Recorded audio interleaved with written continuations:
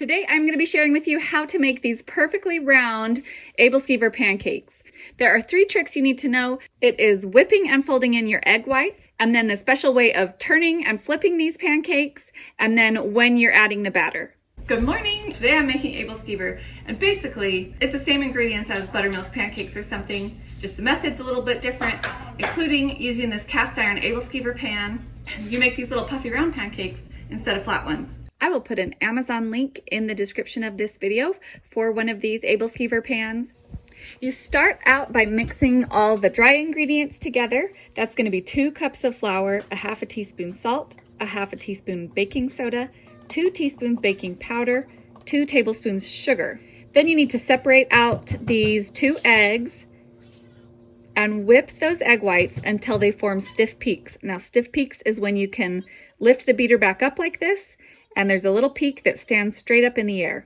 If it flops over, then it's not quite done yet. You need to beat it just a little bit longer until it will stand straight up in the air like this. Then we'll add the wet ingredients into the dry.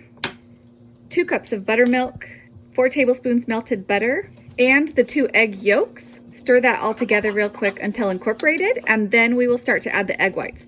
Now, Alton Brown suggests that you add egg whites in 3 batches. So the first third of the egg whites goes in, and you just kind of mix it in real good to lighten it all up just a little bit. And then the next 2/3 you're going to add one at a time, and you're going to fold gently after you add the egg whites until you can't see like the big chunks of the egg whites anymore. So then you end up with a really nice fluffy dough that is rising partially because of the baking soda and powder, but partially because of these really fluffy egg whites.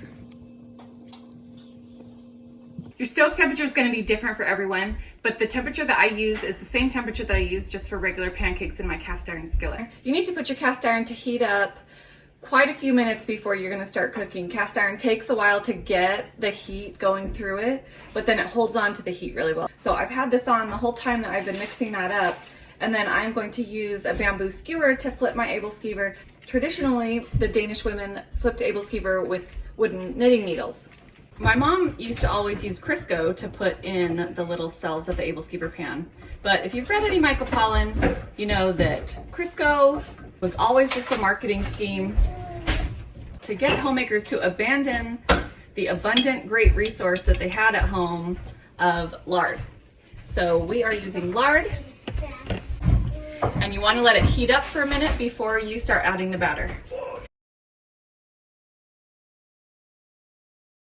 I like to add enough batter to the little wells in the beginning so that it's almost to the top.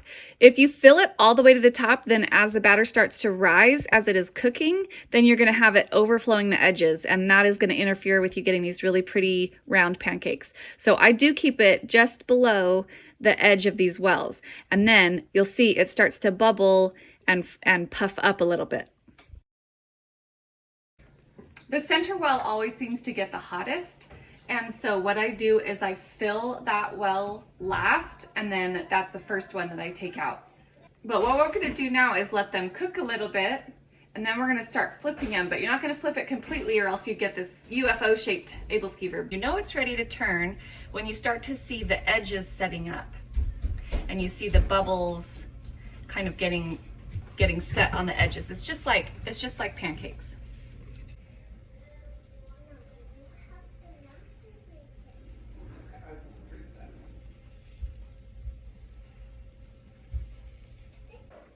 If you continue to flip them just in a circle, up, up, up, it might kind of cave in on itself. So what you do at this stage is flip it when you're kind of twisting it while you're flipping it.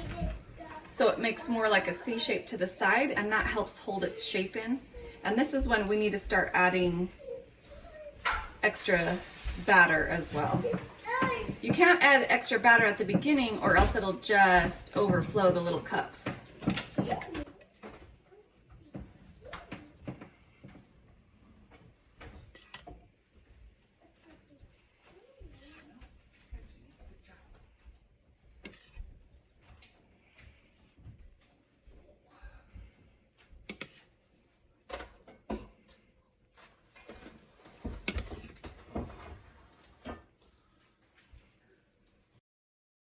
Now I am doing my third turn, and they are almost completely turned over at this point, but not all the way. I'm still going to do one more turn after this to completely seal up that bottom seam where the last little bit of batter will be seeping out. Here I am flipping it that fourth time, trying to put that seam all the way on the bottom so the last bit of raw batter inside will close up that seam completely. Now you can see at this point I'm using a clean bamboo skewer. I have that other bamboo skewer in the back, and that is my wet skewer. So that's what I use for like the first turn or two when it's really gooey. But at this point I use a clean dry one, and I flip it at this point.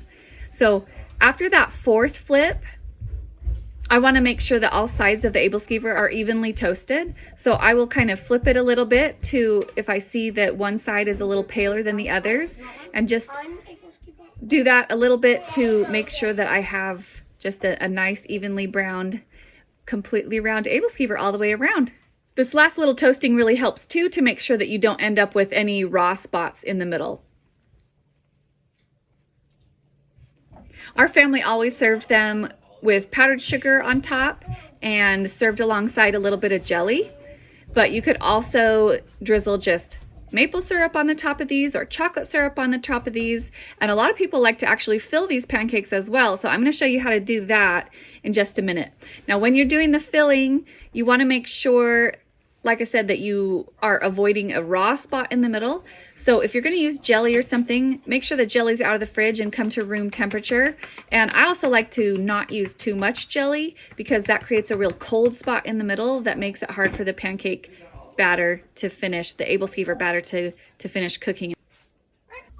So after you add the batter, you can put in a little spoonful of jelly or a little spoonful of Nutella, maybe throw in some chocolate chips or even a piece of raw fruit if you want. And then I like to just cover it back up at this point with just a little more batter to make sure we don't get any seepage, leakage. That'll just burn on the side of the cast iron. So anyways, I hope you give this a try.